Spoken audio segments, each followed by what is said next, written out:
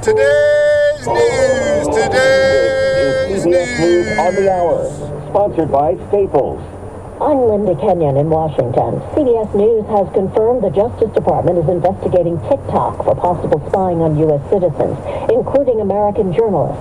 The app's owner, ByteDance, has acknowledged some employees were engaged in that activity and says those involved have been fired. The revelation comes as TikTok CEO Zhao Zhiqiu is scheduled to testify before the House next Thursday. The U.S. government, as well as those of Britain and New Zealand, have restricted the use of TikTok on government devices due to concerns about Chinese spying. President Biden wants Congress to get tougher on top executives of failed banks. The president says current law limits the government's ability to hold failed bankers accountable, so he's asking for changes. One proposal would allow the FDIC to fine bank executives for recklessness and grow the agency's ability to claw back profits from stock sales that occurred just before a bank's collapse.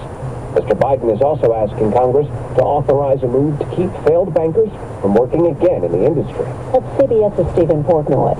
The parent company of Silicon Valley Bank has filed for Chapter 11 bankruptcy. The bankruptcy filing, which was widely expected, comes a week after the failure of the Silicon Valley Bank. Well, this is the normal procedure when the FDIC has taken over a failed bank. Bert Ely is a banking consultant. Usually these banks are owned by what they call financial holding companies, and they get put into bankruptcy because they have liabilities to the federal government. Much of the holding company is already under the control of federal regulators.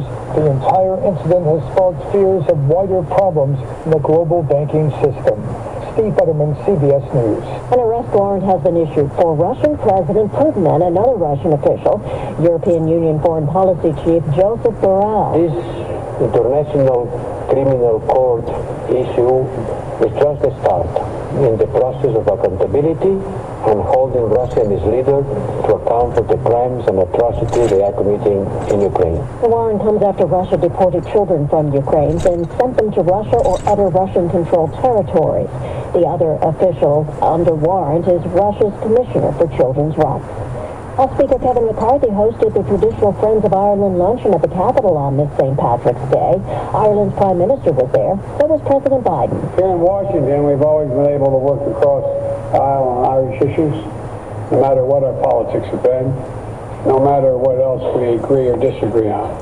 So, Mr. Speaker, thank you for bringing us together again. This is CBS News. Well, that's today's news. I didn't hear any good news, did you? I didn't think so. I guess it's all about perspective. The glass is half full.